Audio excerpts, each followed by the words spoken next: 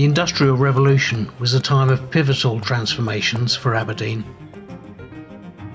Infrastructure benefited from the wealth that the industries created. Union Bridge was completed in 1805. Union Street and King Street were modernised. Investment in art and artists was the next visible result of the industrial boom.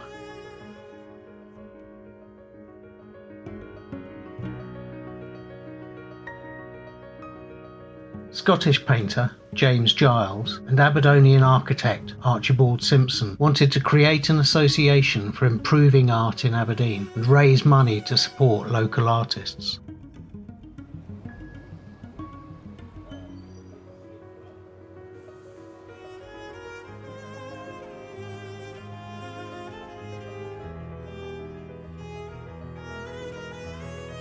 A total of 247 paintings and drawings were exhibited, including William Dyce's portrait of St James MacGregor.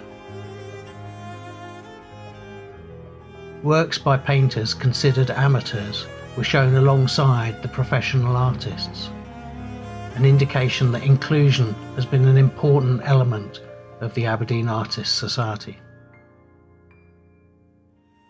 But unfortunately, the real beginning wasn't until about 1885, when a group of local artists and local businessmen and prominent figures in commerce and education got together and really got the exhibitions going on an annual and biannual basis. Prominent nationally known artists exhibited in the AS exhibition, and works by several nationally known artists were delivered by rail to Aberdeen and onto the Art Gallery in School Hill.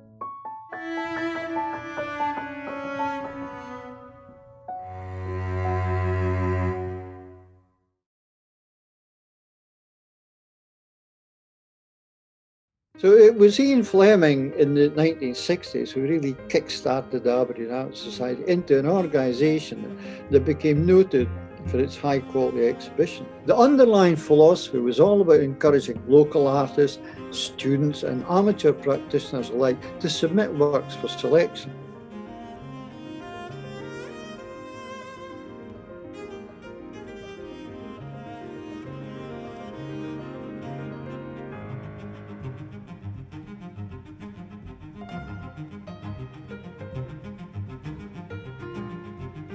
Catalogues were designed in collaboration with Peacock printmakers and the artist who had won the private prize to do so in the previous year.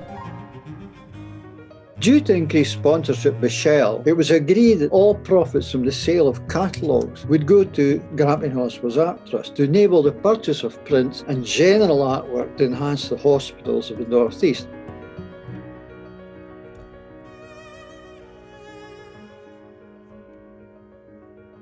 Although Shell's sponsorship ended in 2012, the AAS continued an open exhibition until 2014, when the art gallery closed for refurbishment.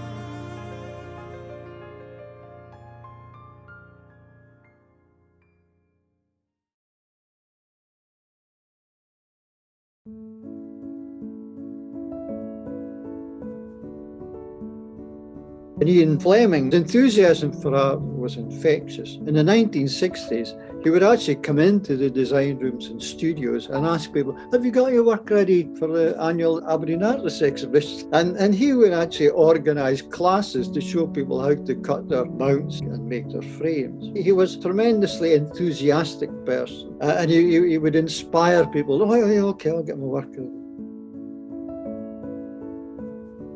And Alexander Fraser, the late Sandy Fraser, whose early work, I remember when I was a student, he did a range of drawings in watercolours that he did by way of a postgraduate travelling scholarship in Italy. And it was absolutely stunning. It improved, in our class, it improved our drawing by about 100% just by seeing Sandy's work.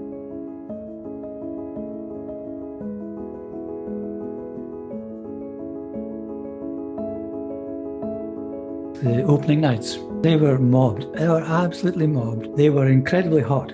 Everybody was standing around, talking excitedly, drinking, red in the face with proximity and heat. And it was a real bubbling stew of ideas and discussion. And of course, at these openings, your backs are to the wall, so you're not actually looking at the paintings.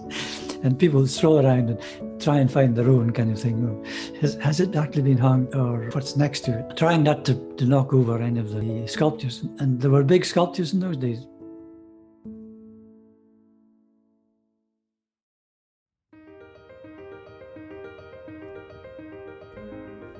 Well, the basic philosophy of society has always been that welcome all local and national practicing artists, sculptors, craftspersons, printmakers, etc., to submit work.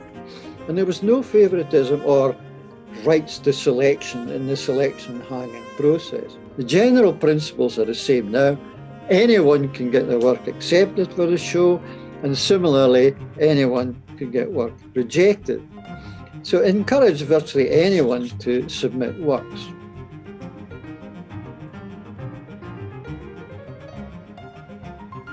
You get some people who might be considered more established artists. They were certainly true of the founders of Aberdeen Art Society, actually wanted to offer exhibition and work with people who maybe weren't so well known. So I think that principle is holding right the way through to now.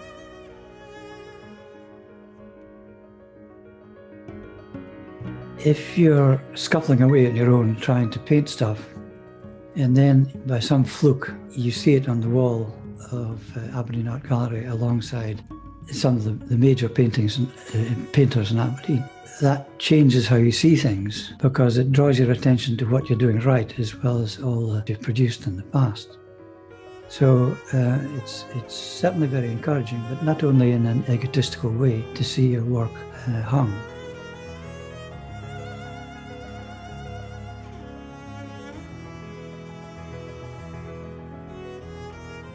The society does what it's always done. It grows and shrinks, but it is a focal point. It's a platform for people who think they're successful to stand on, and it's a bar for people who are aspiring to aim at.